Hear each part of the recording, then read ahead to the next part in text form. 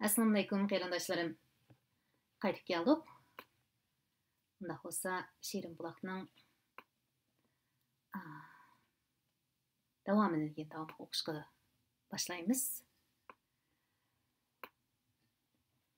Biz o'qib Qurayshlarning Habashistondagi muhojirlarga chang solishi degan mazmun kelgan edi. Unda bo'lsa diqqatimiz bu sirat bo'lsin. Qurayshlarning Habashistondagi muhojirlarga chang solishi. Muhacir musulmonlarning o'zlarining jismoniy bexatarligi va diniy e'tiqod erkinligi uchun tinch xotirjam bir makon tepib olganligidan mushriklarning ichi ichishib ketdi.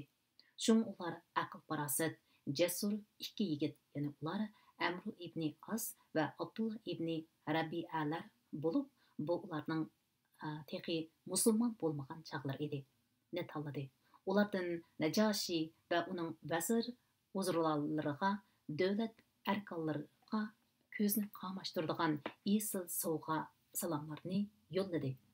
Ashlar avval vazir arkonlar bilan ko'rishib, sovg'a tartuqlarni topshirib berdi.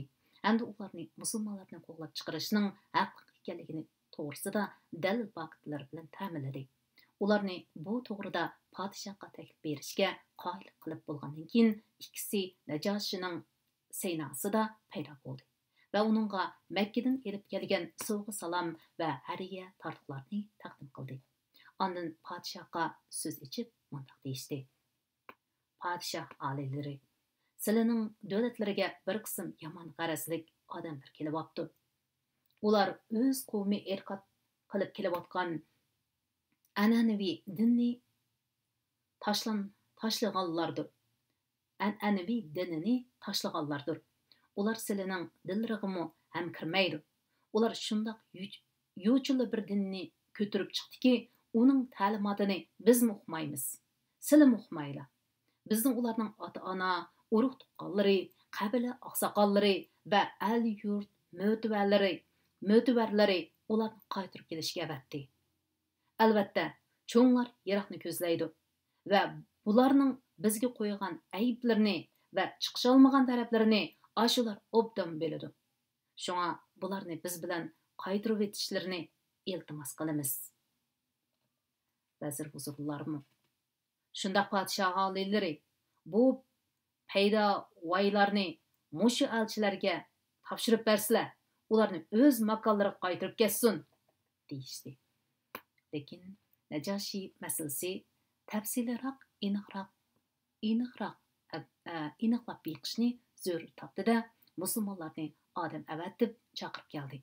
Musulmonlar so'ringa hozir qilindi. Ular o'zaro fikrlashib, qandoqli bo'lmasin rost gap qilayli degan qarorga kelgan edi. Najashi musulmonlardan o'zinglarning qavm jamoati va yurt mahallasidan ayrilib turib, ya mening dinimga kirmay, ya boshqa millatlarning diniga kirmay, e'tiqod qilayotganinglar qaysi din u? deb so'radi. Shun bilan Jaifar ibn Abi Talib raziyallohu anhu musulmonlarga vakolatan so'z qilib, podshoh oliylari, biz jaholat patqiga petib ketgan nodon xalq edik. Butqa cho'qinatdik. O'zi o'lgan mollarni yeydik. Zina, fohishiga o'zimizni uratdik. Urug' tuqqanlar ara sil rahim yo'qab, qo'shnidarchiligimiz yomonlashgan edi. Kuchliklar ojizlarni oni topatdi. Biz mushundaq yashayotgan bir paytda Alloh bizga o'z ichimizdan bir payg'ambar avatdi. Biz uning rostchil, samimiy, pok nasablik zot ekanligini bilamiz.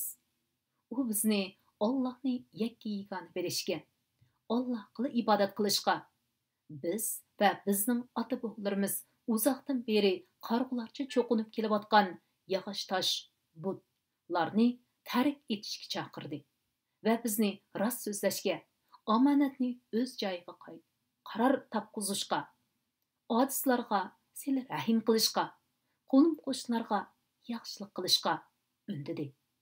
Haromxo'rlikdan, nohaq qon to'kishdan qat'iy saqlanishga buyurdi. Fahishvozlik, yolg'onchilik, yetim yesirlarning melini yebilish, İffetlik ayollarga böhtan qilishlardan to'sdi. Namoz o'qishga, zakat berishga va ro'za tutishga buyurdi.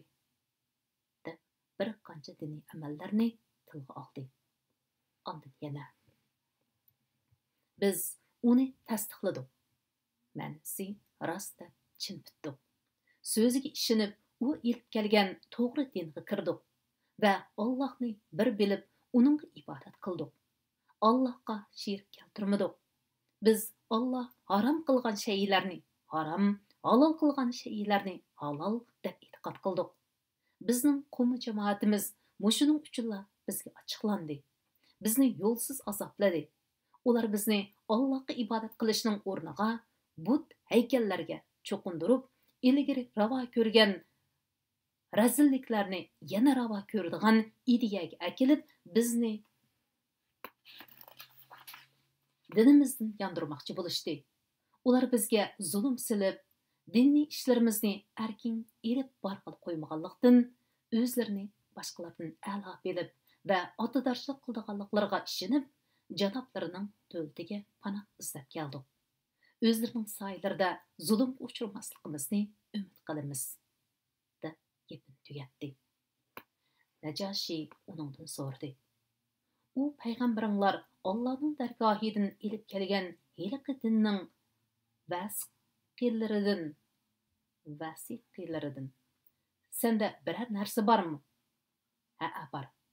Undaq bo'lsa, uni menga o'qib bergin. Shuning bilan Jaifar ibn Abi Talib raziyallohu anhu Najoshiga ma so'zni men o'qiy olmaydi ekanman. Bu arabcha yozilibdi. Ya'ni Sura Maryamning bosh qismini o'qib berdi. Najoshi yig'lab ketdi. Hatto yeshi saqilni ho'l qilib etdi. Uning atrofida Injil tilovati bilan mashg'ul bo'lib atgan bosh ruhiylarmu Jaifar tilovat qilgan Qur'onning mazmunidan ta'sirlanib, buqulda yig'lashib ketdi. Ko'zlaridan oqqan yosh oldidagi Injil varaqlarini ho'l qilib etdi.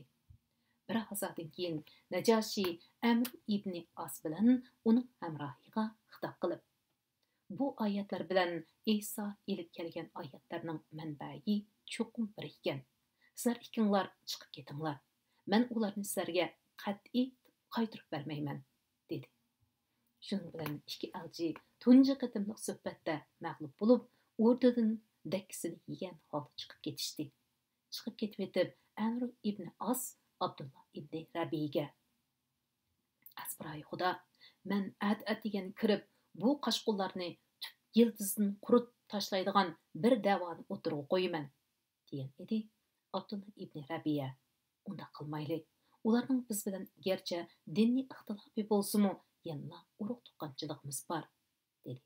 Lekin Amr ibn As o'z fikrida ching turib, at-atigan Najoshining o'rtasiga keldi va podshoh oliylari, bu kishilar tehi İsa payg'ambar haqida odam tilga olg'ili bo'lmaydigan qo'pol gaplarni qilishudi emasmi?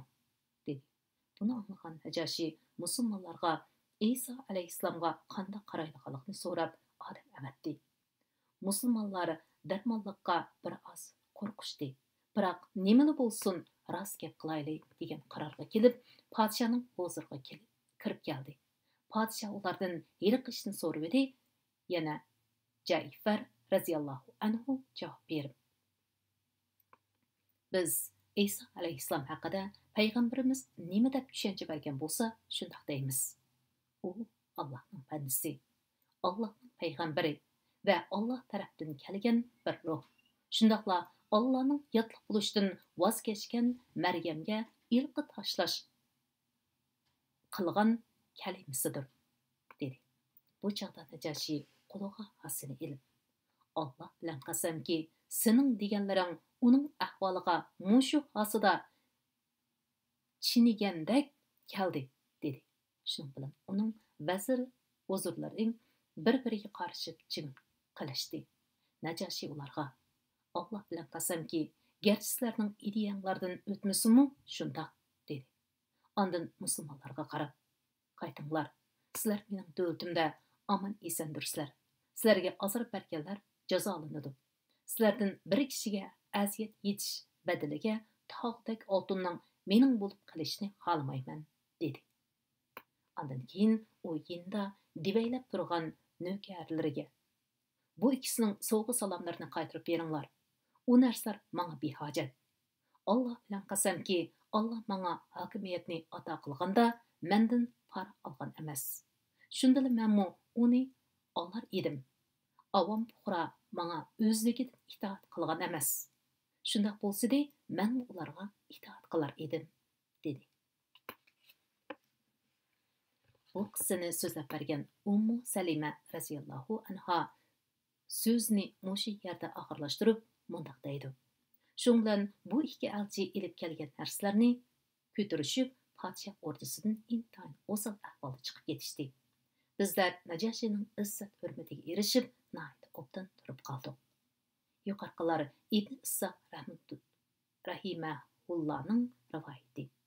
Uningdan boshqa tarixshunoslar Amr ibn As Badri so'qishidan keyin ondan Najoshiga elchi bo'lib borgan deyishadi. Yana qisman tarixchilar elchilik ikki qatim bo'lgan deb ixtilofni tugatadi. Lekin ularning degindagi ikkinchi qatimda uchrashishda Jayfar radhiyallohu anhu bilan Najoshi o'tirsidagi savol-javoblar taxminan Ibn Issoq rahimahulloh zikr qilgan savol-javoblarga bir qadar o'xshab ketadi. Uning ustiga bu savollarning o'tirga qo'yilish jarayonidan qaraganda, bu ularning Najoshining huzuriga tunji qatim da'vo qilib borganda o'tirib qo'ygan arzining savol-javob teksti ekanligi ma'lum bo'ladi. Asıl kalam, bu qatim mushriklarning hilasi butunlay mag'lub bo'ldi. Ular musulmonlarga faqat o'zlarining hukmronlik doirasi ichida o'chmanlik nashlarini sanjalaydiganligini to'lib yetdi. Va shuningdan keyin ularda odamni tushitadigan mundaq bir xil yomon o'y fikr paydo bo'ldi.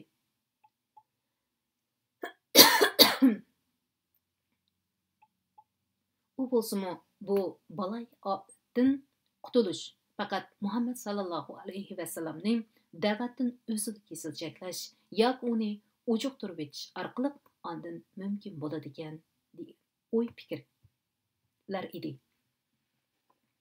Lekin bu xiyollarni amalga oshirish mumkinmi? Albatta, uning tog'isi Abu Talib uni butun vujudi bilan qo'llamoqda va mushriklar uchun bir to'salg'u bo'lib turmoqda edi. Ular bu to'g'rida Abu Talib bilan yuz turani ko'rishib, so'zlashib bakmoqchi bo'ldi. Qurayshlarning Abu Talibga tahdid solganligi. Quraysh qadiboshlari Abu Talibning qishig'iga kelishdi va uningga: "Ey Abu Talib, sen aramizdagi pishqadam, nupusliq va o'rin martabang yuqori odam. Biz sana o'z qarindishingning o'g'lini bu ishidan to'sqin deb bir qancha qatim aytgan bo'lsaqmi, sen uni to'simading. Azra yo'qida. Endi biz uning ajdodlarimizni tillab, bizni aqlsiz, hamoqatga chiqarib, ilohlarimizni ayblab yurishiga chidab turolmaymiz. Sen uni biz bilan o'chaklashishdan to'sqin, bo'lmasa biz bir taraf qilamiz. Sizlar ikkinglar bir taraf bo'lib, ikki tarafning birisi tugashganga qadar urushimiz deb tahdid soldi." Abu Talibga ularning bu haybasi va tahdid silishlari qattiq ig'ir kelgan chig'i payg'ambar sallallohu alayhi va sallamning qishig'iga odam avatib chaqirib keldi va uningga: "Ey qarindishimning o'g'li, bugun qumi jamoatlar yinimga kelib falon ustan gaplarni qildi. Shunga sen menimi o'zingni asrasang, qo'limdan kelmaydigan ishlarga meni tanglik solmasang", dedi. Bu chog'da payg'ambar sallallohu alayhi va sallam tag'ammu homiylikdan voz kechadigan o'xshaydi.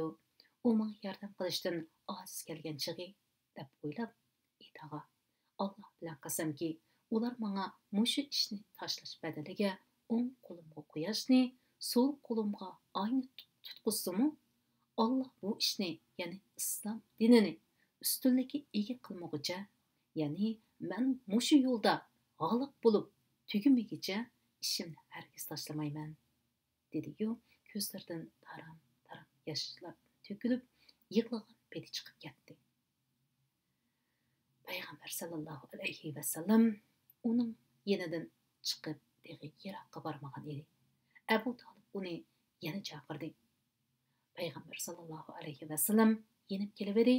Abu Talib, barg'in o'g'lim, xolig'in tashviq qilg'in, ishingni davomlashtirg'in. Alloh bilan qasamki, men har qanday ahvolda seni qat'iy tashlamayman, dedi va tuvandagi misrani o'qidi. Qasam Allah zoti birla, tegelmaydi yal sana. Men to'pi ichida ichira kirib, o'rin elib yotqucha, bor va haqni jakarla. Hech kishi or turolmas. Shotlanib yuz ko'zing xushalliqqa patqucha.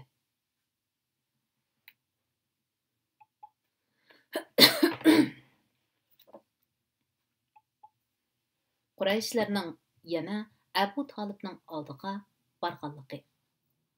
Quraysh doiralari Payg'ambar sallallohu alayhi vasallamning o'z ishini qilcha bo'shashtirmay elib berayotganligini ko'rib, Abu Talibning uni tashlab o'tgisi kelmaganligini va uning mushu ishi uchunla Qurayshlardan munosabatni uzishga bel bog'laganligini to'nib yetdi.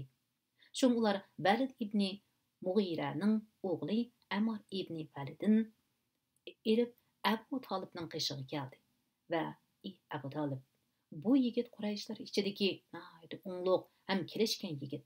Sen uni aqilib, bola qilib yiqib olgin. U o'zing aql parasti va yaqindan ham damda bo'lishi bilan seni rozi qiladi. Bizga sening va ajdodlaringning an'anaviy dinidan ayrilgan va jamoatchilikning birligini buzib, oraga tafriqchilik salgan qiyindishingning o'g'lini topshirib bergin. Biz uni yo'qitib etaylik. Sen ziyon yo'q. Chunki sen o'g'ilsiz qolmaysan, deyishdi. Abu Talib ularga javob berib, Asbiray Xudo, bu nima degan yo'lsizlik? Sizlar menga balanglarni berisizlar. Men uningga osh, go'sht berib boqaman. Men sizlarga balamni tutib beraman. Sizlar uni o'ltirib etisizlar. Allah bilan qasamki, bu mumkin emas. Menga mumkin emas, dedi. Bu chaqda Mut'im ibn Abdi ibn Navfal ibn Abdümanaf Abu Talib qavmi jamoat sana insof bilan taklif berdi va sanamo boqmaydigan ashundaq ishlardan qutulishni o'yladi. Nima deb sen ularning taklifining hech qaysini qabul qilmaysan? dedi Abu Talib. Azbiray Xudo, sizlar qat'iy insof qilmadinglar. Lekin senmi gapingdan qaraganda mendan yuz o'rib, ashularga bo'lishmoqchi bo'lgandek qilasan. Ixtiyoring, qo'lingdan kelganini qilgin, dedi. Gapni uzatdi. Tarixiy manbalarda bu ikki qatimliq suhbatlarning vaqti aniq zikr qilinmagan. Lekin aloqador ahvollar va ilmiy faktlarga asoslanganda bu ikki qatimliq suhbatning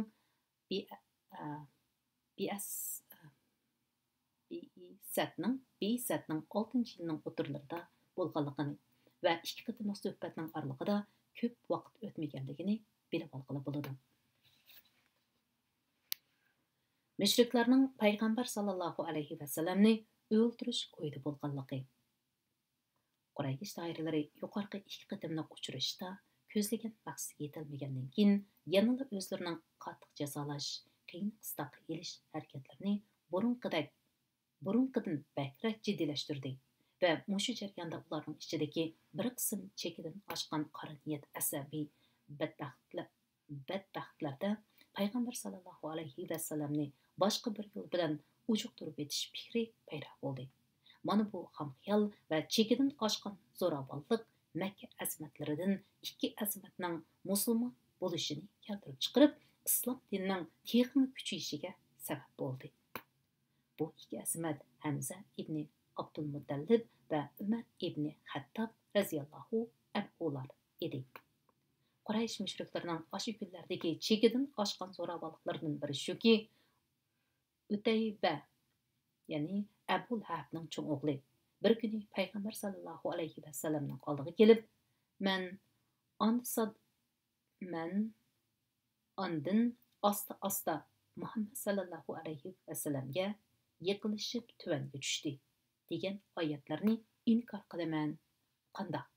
dedi. Bu payg'ambar sallallohu alayhi vasallamga qo'l silib, uning yoqasidan ilib silkishlab, ko'nglikini yirtibdi.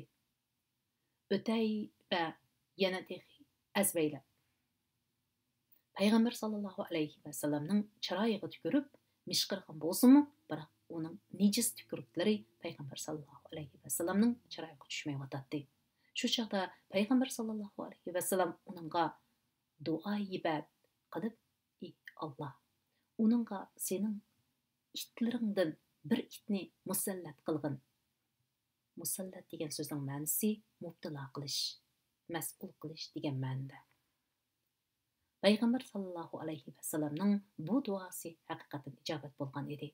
U shuningdan ozroq keyin Qurayshlarning karvoni bilan Sham, ya'ni Suriyaga tijoratga chiqib,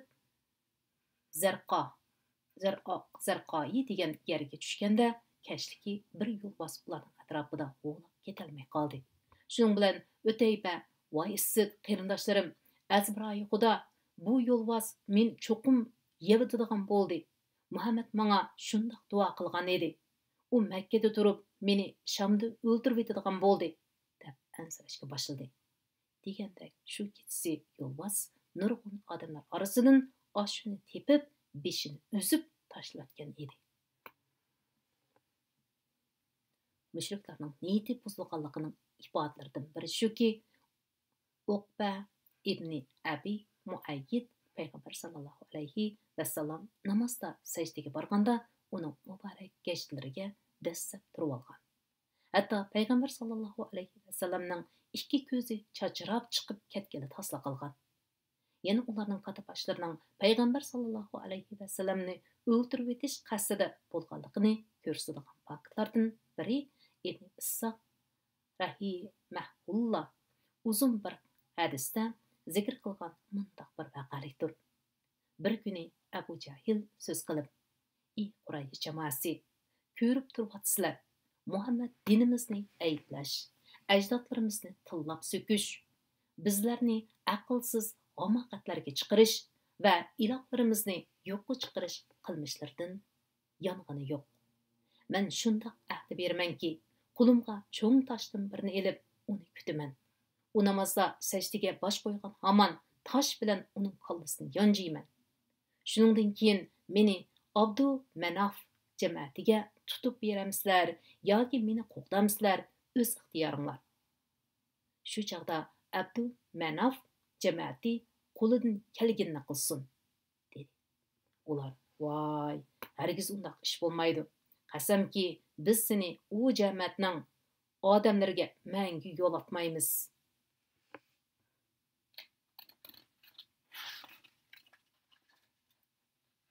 "Yaxshi o'ylabsan, amalda ko'rsatgin", deyishdi. Abu Jahil atsi degan oldingi kuni o'tirg'i qo'ygani bo'yicha qo'liga rosa abjil cho'ng toshdan birini elib, payg'ambar sallallohu alayhi vasallamni kutib o'tirdi.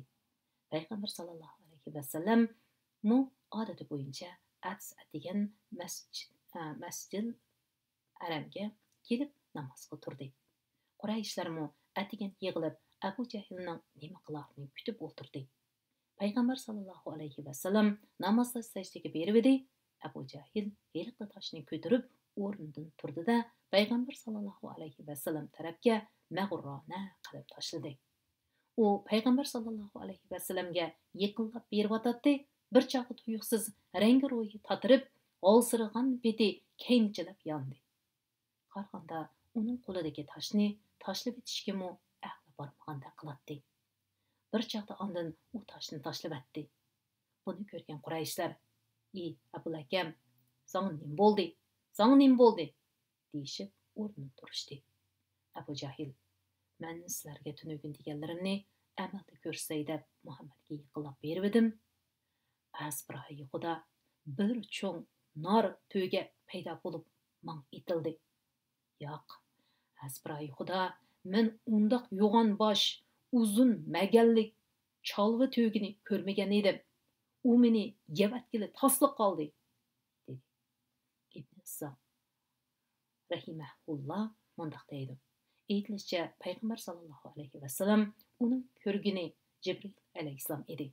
Agar u yiqilib kelavergan bo'lsa, Jibril alayhissalom uni halok qilib o'tadi degan. Shundan keyin Abu Jahlning payg'ambar sallallohu alayhi vasallamga qilgan yana bir askaligi sababidan Hamza radhiyallohu anhu musulmon bo'lgan. U vaqa o'z navbatida bayon qilindi. Shundan boshqa Quraysh mustabidlarining hammasining qalbidami payg'ambar sallallohu alayhi vasallamni yo'qotib etish o'yi davomli yeringda tashmoqda edi.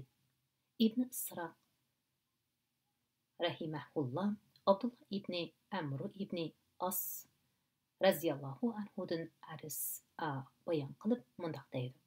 Men bir qatim Qurayshlarning ijri kayfining yuqori temaga bo'ylanib tutib, yerim qo'pirilgan tamdagi yig'ilishiga qatnashgan edim. Ular Rasululloh sallallohu alayhi vasallamni tishlab tortishga boshladi. Ular taraf-tarafdan so'z qetib, biz u odamning qilmishlariga sabr qilgandek, hech qanday bir ishga uncha ko'p sabr qilib kutmagan edik. Biz uningga favqulodda cho'ng ishda sabr qildik, deyishib turardi. To'satdan Rasululloh sallallohu alayhi vasallam hayra bo'lib qoldi. U o'tib berib, avval rukni ni bo'lsa qildi. Ma'nosi rukni deganimiz kayfining busug'isi va maqomi Ibrohim va shuningdek hatim qatorliqlar rukni deb ataladi. Ni bo'lsa deganimiz, bo'lsa qilish deganimiz suyish, quchoqlash degan ma'noda. Ondan Baytullohning atrofini tavof qilgach, ularning yenidan o'tib edi. Ular Rasululloh sallallohu alayhi vasallamga ba'zi bo'lmag'ur gaplar bilan til soldi. Bu chaqda men Rasululloh sallallohu alayhi vasallamning qattiq ohoni tarqalganini his qildim. Rasululloh sallallohu alayhi vasallam aylanib ikkinchi qitim kelib edi. Ular yana shunday qilishdi. Rasululloh sallallohu alayhi vasallamning chiroyi yana shunday o'zgardi. Ondan uchinchi qitim aylanib kelib edi. Ular yana shunday ohonat qilishdi. Shuning bilan Rasululloh sallallohu alayhi vasallam to'xtab turib, ey Quraysh jamoasi, anglayapsizlar. Asfiroyi Xudo, men cho'qim o'limni elib keldim, dedi. Ehtimol ko'pchilikka uning so'zi ta'sir qilgan bo'lsa kerak. Hammasi go'yo beshida uchar qush qo'nib turgandek jim ketishdi.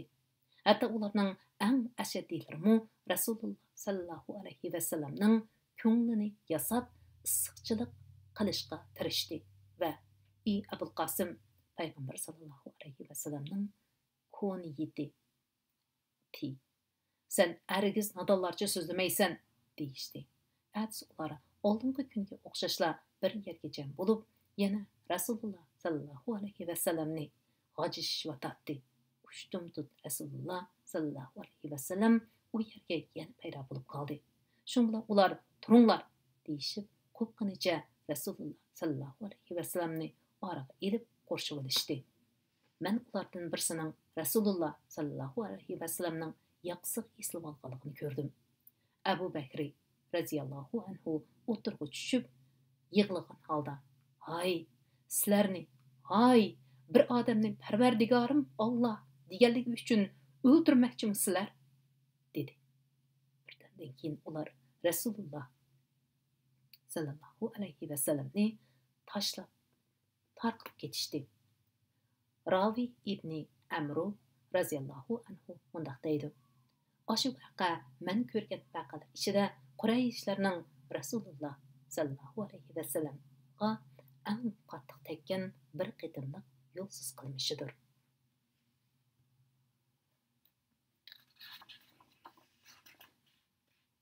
İmam Buxari rahmetullah Urva İbni Zübeyir raziyallahu anhudan naql qilgan hadisda Urva raziyallahu anhu mundaq degan: "Men Abdullah ibni Amr ibni As raziyallahu anhudan müşriklarning Rasululloh sallallohu alayhi va sallamga salgan zulmlarning eng qabih bo'lganlarini so'zlab berishni o'tingan edim."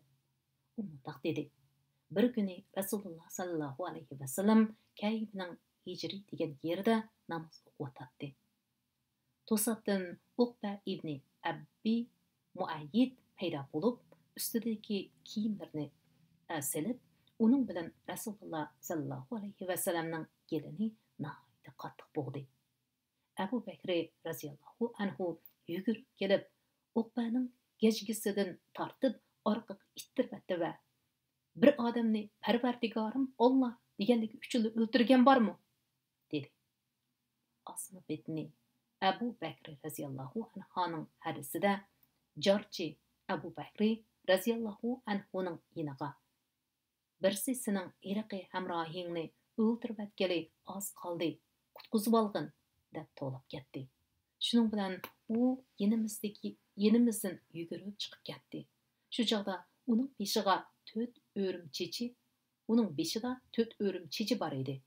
U bir odamni Parvardigorim Alloh deganlik uchunla o'ltirmoqchimisizlar degach yugurib chiqqan edi. Ular Rasululloh sallallohu alayhi va sallamni qo'yib, uningga o'lishib ketibdi.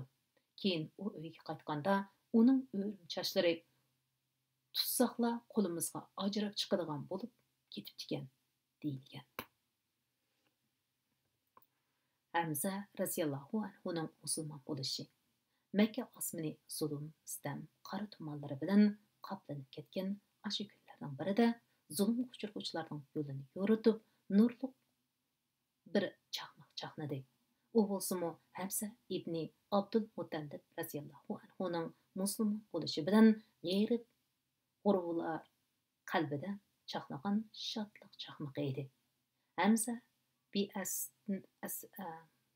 bi'isatning 6-yilning oxirlarida musulmon bo'ldi. Uning shu yili Zulhajja oyida musulmon bo'lganligi sahira. Uning musulmon bo'lish jarayoni mundaq bo'ldi. Bir kuni Abu Jahil Safatig'ida Payg'ambar sallallohu alayhi va sallamning yenidan o'tib ketib, uni nihoyatda satrlar bilan haqoratladi. Payg'ambar sallallohu alayhi va sallam uningga gap yondirmay jim turgan edi. U tixmi azvaylab qo'liga bir tal toshni ilib Payg'ambar sallallohu alayhi va sallamning beshini urib yerbatdi. Hatto shurqirab qon iqib ketdi. Anda u Ka'ba yendagi Qurayshlarning majlisiga qaytib, oshular bilan birga o'tirdi. Abdullah ibni Jad'onning bir dediki, Safatig'idagi turalg'usida yuqorqi ahvollarni boshdan oxir ko'rib turgan edi.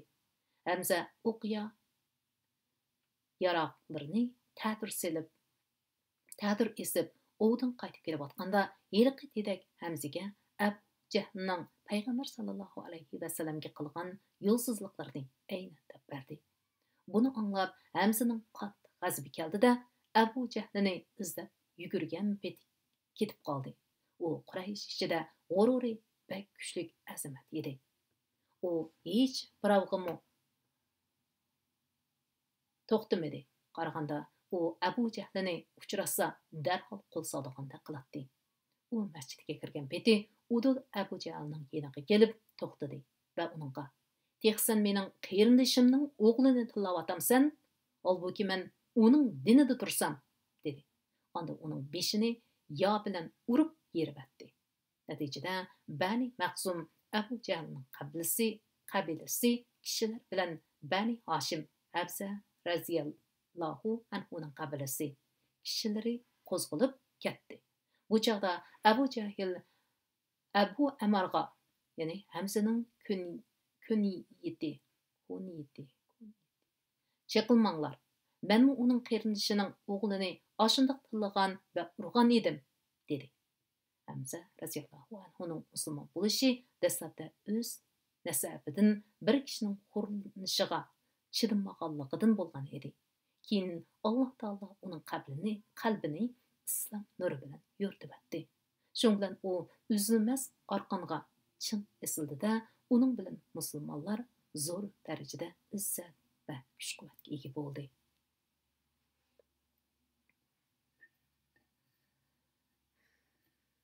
Odamning bu sirani o'qisa o'qig'isi keladigan haqiqatan mening yana davomli o'qig'im bor. Agar anglashni xohlagan qarindoshlarim men davomli diqqatinglarni bersanglar bo'ladi. Ömer ibn Hattab raziyallohu anhuning musulmon bo'lishi qatma-qat qora tumanlar bilan g'uvalashib ketgan Makka osmonida ushtumtut yana bir chaqmoq chaqnadi. Uning nuri avvalqidan o'tkir ham yorug'dek qiladi. U bo'lsa-mu Ömer ibn Hattabning "Men musulmon bo'ldim" degan so'zining aks sadosidan chaqnagan chaqmoq nuri edi. U Biyasatning 6-yili Zulhijja oyida Hamza raziyallohu anhudan 3 kun keyin musulmon bo'ldi. Payg'ambar sallallohu alayhi va sallam uning hidoyat epishiga duo qilgan edi. İmam Tirmizi rahimahullah İbn Ömer raziyallohu anhudan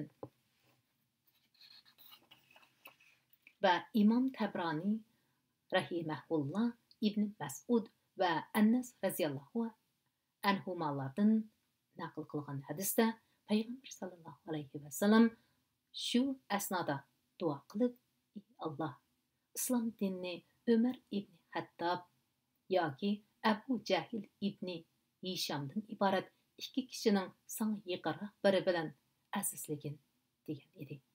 Bu 2 kishining ichida Ömer ibn Hattab Allohga bakra yaqin ekan deyilgan. Ömerning musulmon bo'lish jarayoniga oid hadislarning har qaysi taraflariga cho'nqur nazar solib ko'rganimizda, uning qalbiga islom nurining daxil bo'lishi tadrijiy bo'lganligi ma'lum bo'ladi. Biz uning musulmon bo'lish jarayonini bayon qilishdan avval u zotning ruhiy dunyosida kaskin jang qilayotgan murakkab ideyaviy to'qinish va ruhiy davolg'ishlarni so'zlab o'tamiz. Ömer raziyallohu anhu mijozi chus, tabiati ittik, qaram qaysarligi bilan hammaga tanishliq, ruhli, jo'shqin va temin odam edi. O'z vaqtida musulmonlar uning dardini oz tortmagan edi. Ahvoldan qaraganda Ömer raziyallohu anhuning ko'nglida qarama-qarshi his tuyg'ular kaskin tirkishib kelgan. U ba'zida ajdodlarning uzundan beri amal qilib kelayotgan an'anaviy odatlarini hurmatlab, qon tomiriga singib ketgan o'yin tomosha mastligiga berilsa, yana ba'zida musulmonlarning jasur qiyofati va aqida yo'lida chekkan azob uqubatlarga bardoshlik berishlaridan ajablanadi. Onda uning ko'nglida u bir aql egasi bo'lish sifati bilan islom dini tashabbus qilgan aqida va mangan yo'lning boshqa dinlardagi har qanday bir aqida va ijtimoiy tartibidan ilg'or ham oqibati xayrli bo'lishi mumkin degan o'y fikr va uning boshqa o'y xiyollari bilan kuch sinishyapti. Shunga u mushularni o'ylasla bir qismini bo'lib oxirini chiqarolmay g'amga petib, ulug' kichik tinib jim qoladi. Ömer ibn Hattab raziyallohu anhuning musulmon bo'lishi to'g'risidagi hadislarning xulosasi shuki, u bir kuni uyiga qaytmay, sirtqa qo'nishga to'g'ri kelib haramga keldi va Kaybining yo'puqi ichiga kirib xiyol surib o'tirdi. Payg'ambar sallallohu alayhi va sallam uningga xeyli yaqin joyda qiyamda turib namoz o'qiyotdi. U namozda sura Haqqa ni tilovat qilgan edi. Bu chog'da Ömer Qur'oni Karimni tinglab, uning go'zal fasohatidan zovq olishga boshladi. U mundaq degan: "Asbira yo'qida, men ko'nglimda bu cho'qim Qurayshlar aytganidek shoir dedim." U o'qib kelib, qiroat davomida bu Qur'on albatta hurmatli payg'ambarning Alloh tarafidan yetkazgan so'zidir. U shoirning so'zi emasdir. Sizlar nihoyatda oz ishinsizlar. Qur'oni Karim sura Haqqa 69-sura 41-oyat degan oyatni tilovat qildi. Men ko'nglimda undaq bo'lsa, u cho'qim kohin, chiroqchi dedim. U u kahinning so'zimi emas, sizlar oz bas nasihat olasizlar. U olamlarning parvardigori tarafidan nozil qilingandir. Qur'oni Karim Sura Haqqa 69-sura 42-43 oyatlar degan oyatni suraning oxirigacha o'qidi. Shun bilan mening qalbim islom nuri bilan yo'ridi. Mana bu islom nurining Umar raziyallohu anhuning qalbiga tunji qatim iqtidorib kirishi edi. Lekin uningdan jaholiyat iqimiga bo'lgan moyillik, kun an'anaga bo'lgan ixlos va ajdodlarning yo'liga varislik qilish ideyasining qora ko'lankilari uning qalbini o'rtayotgan haqqoniyat yolqinni to'sib olganlikdan u bu qora ko'langi ostida pinhon qolgan pok his tuyg'ularga parvo qilmasdan islomga qarshi harakatini davomlashtirib edi. Ömer tabiatining itikligi va payg'ambar sallallohu alayhi vasallamga bo'lgan o'chmanligining chekidan oshqanligidan bir kuni qilichini qinidan sug'urib payg'ambar sallallohu alayhi vasallamni o'ldirib o'tishni ko'ngliga pukib uydan chiqdi. Yo'lda uningga Nuaym ibn Abdullah Nahham Bani Ari jamoatidan, ya'ni Bani Zuhradinmi yoki Bani Muhzumdinmi bir kishi rivoyat qiluvchi jazmlashtirolmaydi. Yo'l o'qib, qayerga ketyapsan, ey Umar deb so'rab qoldi. Umar, Muhammadni o'ldirib o'tay deb mangdim, dedi.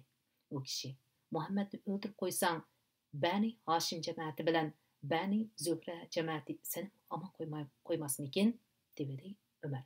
Sen o'z diningni tashlab murtad bo'lgan o'xshamamsan. Ajib Muhammadning iriqini yoqlab qolding-ku, dedi. Nuaym, unda bo'lsa, men sana buningdanmi ajablanarlik bir ishni aytmaymi? Sening hamshirang va kuy o'g'ling ikkilisi yangi dinni qabul qilib, sening diningni tashlab etishdi, dedi. Buni anglab Umar ushqandek ularning uyiga bordi. Bu chaqda ularning uyida Jabbab ibn Arad raziyallohu anhu qo'lida sura Taha tutilgan varaqini tutuqli qoldi. Ularga Qur'on tilovat qilib berib o'tiratdi. U xilidan beri mushu uyga kelib, ularga Qur'on o'gitib qo'yib ketadi. Habbab raziyallohu anhu Umarning oyoq tevishini anglabla uyning bir bo'limiga mukinib oldi. Fatima Umarning hamshirasi raziyallohu anha yilqi sura Taha tutilgan varaqini palasining ostiga yushirib qo'ydi. Umar uyga yaqinlab kelganda, u parda Habbab raziyallohu anhuning qiroat ovozini anglagan edi. Shun u uyga kiribla, "Men bayam anglaganim kimning ovozi u?" deb so'radi. Xotin ikkisi, "Mush ikkimizning parangi, xolos. Boshqa ovoz anglamadik", deb javob berishdi. Umar, ahvoldan qaraganda, sizlar ikkiylan o'z dininglarni tashlab murtad bo'lgan o'xshamamsizlar, dedi. Shun bilan uning kuyog'li, "Ey Umar, agar haqiqat sening diningning g'ayrida bo'lsa, qana qaraysan", dedi. Umar asabdan etlib berib, kuyog'ini yiqitib, ostiga besib olib, butun kuchi bilan mushtig'il turdi. Bu chaqda Fatima raziyallohu anha kelib, Umarning erini ustidan ajratdi. Umar ta'tir mush bilan birni qo'yib, uning yuzini yerbatdi. Uning eg'iz burunlaridan qon chiqishga boshladi. Ibn Issoq rahimahullahning rivoyatida Umar hamshirasining beshiga urib yerbatgan deyiladi. Shun bilan u darg'azab bo'lib, "Ey Umar, agar haqiqat sening dining g'ayrida bo'lsa-chi, men bir Allohdan boshqa iloh yo'q. Muhammad sallallohu alayhi vasallam Allohning bandasi va payg'ambaridir deb guvohlik beraman", dedi. Umar bularning musulmon bo'lganligini jazmlashtirdi va singlisining yuzidan eqiyotgan qonlarni ko'rib, qattiq pushaymon qildi va xijolatdan, "Yiliqi varaqlarni elib kelinglar, men o'qib ko'ray", dedi. Fatima yig'lagan holda uningga "Sen degan bitaharat uni betahoratlar tutishga bo'lmaydi. Shunga avval g'usl tahorat elib kelgin. Andin dedi. Ömer o'rnidan turib g'usl tahorat elib keldi. Andin heliqi varaqini qo'liga elib o'qishga boshladi. Nəhayət şəfqətlik və mehribon Allah'ın ismi bilan başlayman. Ömer bunu o'qib nəhayət güzel ismlarkan o dedi. Andin Sura Taha'ni o'qishga boshladi. U o'qib Alloh taolaning men haqiqatan ibodatga loyiq Allohdirman. Mendan boshqa hech ma'bud bar yo'qdir. Yolg'iz men ibodat qilgin. Meni zikr qilish uchun namoz o'qigin. Qur'oni Karim Sura Taha 20-sura 14-oyat degan yer kelganda u bu nima degan laziz shirin kalom. Bu nima degan ulug' so'z. Meni Muhammadning qishig'i boshlab beringlar devatdi.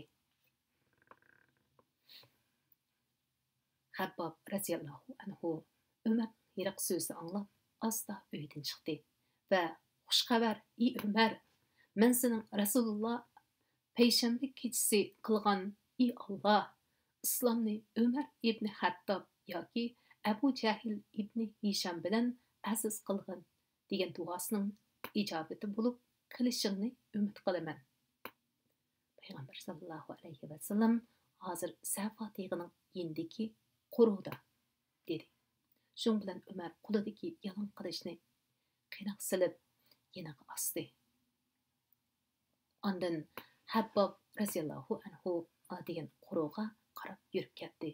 U bir hazodan keyin heliqi quruq oldiga kelib darvozani chekdi.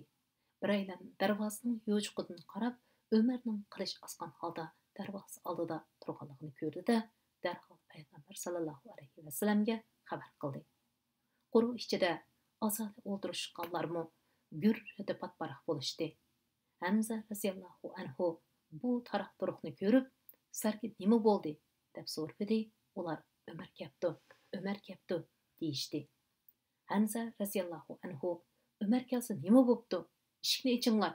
Agar yaxshi niyatda kelgan bo'lsa, bizmi yaxshilik qilamiz. Navoda yomon niyat bilan kelgan bo'lsa, o'z qilichi bilan o'zni uramiz dedi. Bu chaqda payg'ambar sallallohu alayhi va sallamga vahiy nozil bo'layotgan bo'lib, uyning ichkarisida edi. U kamgacha payg'ambar sallallohu alayhi va sallamni Ömerning oldiga chiqib, uning bilan tashqariqi uyda uchrashdi va uning baltasmasidan tutib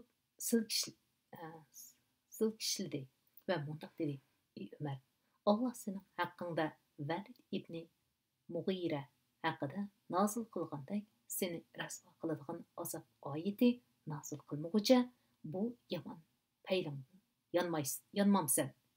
Ey Alloh, mana bu Ömer ibn Hattob. Ey Alloh, islom dinini Ömer ibn Hattob bilan azizligin" dedi.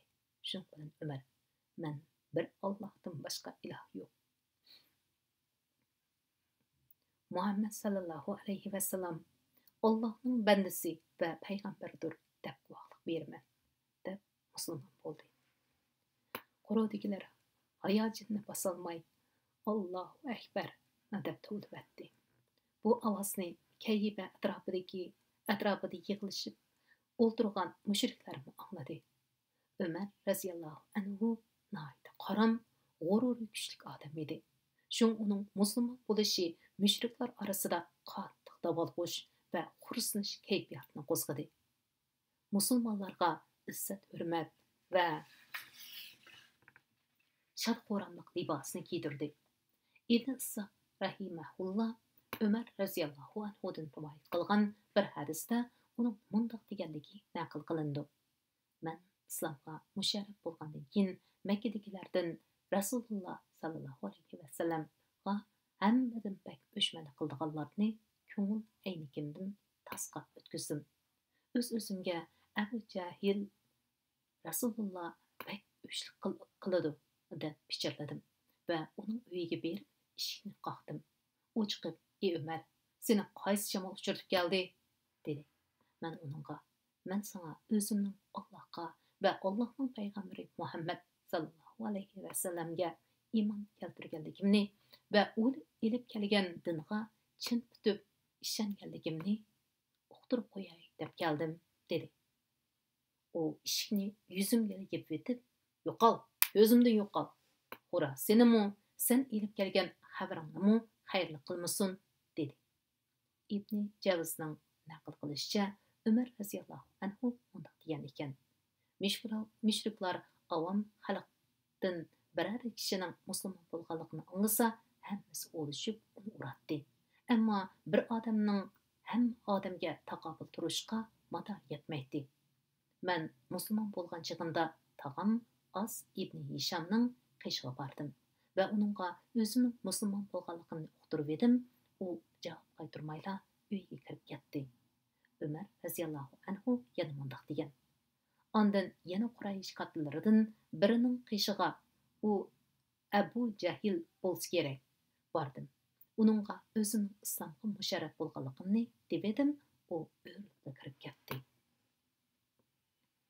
Tarixshunos İbn Hisham va İbn Javzi rahimahulloh xuloslab mundaq deyishdi: Umar raziyallohu anhu musulmon bo'lgandan keyin Jamil ibn Maimar Jumahi degan kishining qishig'i berib, u Quraysh xalqi ichidagi gap to'sh mahiri degan nomi bor kishi edi.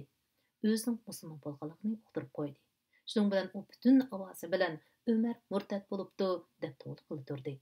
Umar raziyallohu anhu keyniga turib, u yolg'on aytdi. Balki men islomga musharraf bo'ldim, deydi. Shuni qilib ular uning atrofiga o'lishib, uni urdi. U kuchining boricha ularni urdi. Hatto kun tush bo'lay deganda oxiri u yerib qilib o'ltirib oldi. Ular uning beshida qarab turishadi. U ularga: "Qo'linglardan kelganini qilinglar. Alloh bilan qasamki, agar bizning sonimiz 300 ga yetgan bo'lsa edi, Makkani yo sizlar bizga qo'yib beratinglar, yo biz sizlarga qo'yib beratdik", dedi. Mushu vaqadan keyin mushriklar Umar raziyallohu anhuni o'ldirmoqchi bo'lishib, uning uyiga bostirib keldi. Imom Buxoriy rahimahulloh Abdullah ibn Umar raziyallohu anhumadan naql qilib mundaq deydi: Bir chaqda u, ya'ni Umar raziyallohu anhu qoroda biz bilan birga edi. Qaraganda u toza xotirjam emas deb qiladi. Pushtumtut qoroga As ibn Vail kirib keldi. U ustiga yo'lliq raqda rido va yipakdan kashlangan ko'ylak kiyib olgan edi. U Ibn Sahmi jamoatidan bo'lib, ular asosan bizning ittifoqdoshlarimiz edi. U kiribla atamga: "Sana nima bo'ldi?" deb so'radi. Atam: "Sening tarafdorlaringning meni musulmon bo'lganligim uchunla o'ldirmoqchimi?" deb javob berib edi. As: "Mumkin emas. Men hargiz yo'l qo'ymayman", dedi-da. U mushu gapni qilgandan keyin mening yuragim joyiga tushdi, deydi Abdullah. Qo'rovdan sirtqa chiqdi. Qarasa, odamlar saldak yiqib kelib etibdi. As ularning oldini to'sib: "Nega borsizlar?" deb so'radi. Ular: "Umarning uyiga, oshu murtadning uyiga", deb javob berishdi. As ularga: "Men uningga yo'l qo'ymayman", dedi. Eliq g'uvoqchilar qaytib ketishdi. İbn Issoq rahimahulloh rivoyatida Alloh bilan qasamki, ular Umar raziyallohu anhuning atrofidan qurg'oq yerga tushgan suv tomchisidek yo'qolishdi, deyiladi. Mana bu mushriklar orasida paydo bo'lgan g'ulg'ula va g'azab to'lqini edi. Mujohid rahimahulloh Ibn Abbos raziyallohu anhudan naql qilgan hadisda mundaq deyiladi: Men Umar ibn Hattob raziyallohu anhudan: "Sen nima uchun Faruq deb atalding?" deb so'rasam, u: "Hamza mendan 3 kun burun musulmon bo'ldi ekan", dedi. Ondan u o'zining musulmon bo'lish jarayonini so'zlab berib mundaq dedi: "Men musulmon bo'lgan chaqimda, ey Rasululloh, biz o'lsakmi haqiqat ustida, yashasakmi haqiqat ustida yashaymiz emasmi?" degan edim. Rasululloh sallallohu alayhi vasallam: "Albatta shundoq. Alloh bilan qasamki, sizlar o'lsanglarmi, yashasanglarmi haqiqat ustida", dedi. Bu chaqda men: "Amisa yoshirinib yurishning nima hojati? Seni haq din bilan avatgan Alloh bilan qasamki, biz cho'qim oshkorlanishimiz kerak", dedim-da, darhol ularni ikki saf qilib tizib, ko'chaga chiqdik. Biriga Hamza bosh bo'ldi, yana biriga men bosh bo'ldim. Mag'rur qadam bilan ilgirlab, oxiri masjidga kirib keldik. Qurayishlar meni va Hamzani musulmonlar sepida ko'rib, ig'ir xursınishdi va qattiq g'amga petishdi. Shu kuni Rasululloh sallallohu alayhi vasallam meni Faruq, yani ma'nosi haq ayirg'uchi deb atagan. Abdullah ibn Mas'ud raziyallohu anhu undaq degan: Biz Umar musulmon bo'lganiga qadar Kayba hinda oshkor namoz o'qishga petinolmaydik. Suhayb ibn Sinan Rumi raziyallohu anhudan rivoyat qilingan hadisda undaq degan: Umar musulmon bo'lgandan keyin islom oshkora bo'ldi. Biz shuningdan boshlab ochiq oshkora da'vat ilib boraladik. Baytullohning atrofiga yig'ilib halqa bo'lib o'tirib oldik. İxtiyari tavob qila oldik. Yo'lsizlik qilganlarga taqobil turib, haddidan eshib ketganlariga radiya bera oldik.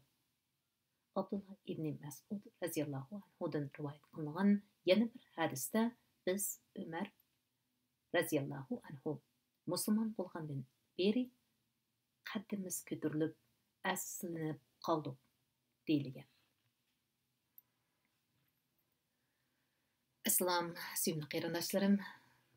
Vaqt munosabati bilan bugungi o'qishlikni mushada to'xtay. Allah buyursa, yana shu vaqtda diqqatinglar kitob o'qish munbirimizning o'qishligida bo'lsin. Rahmat, hammalarning diqqat berganiga.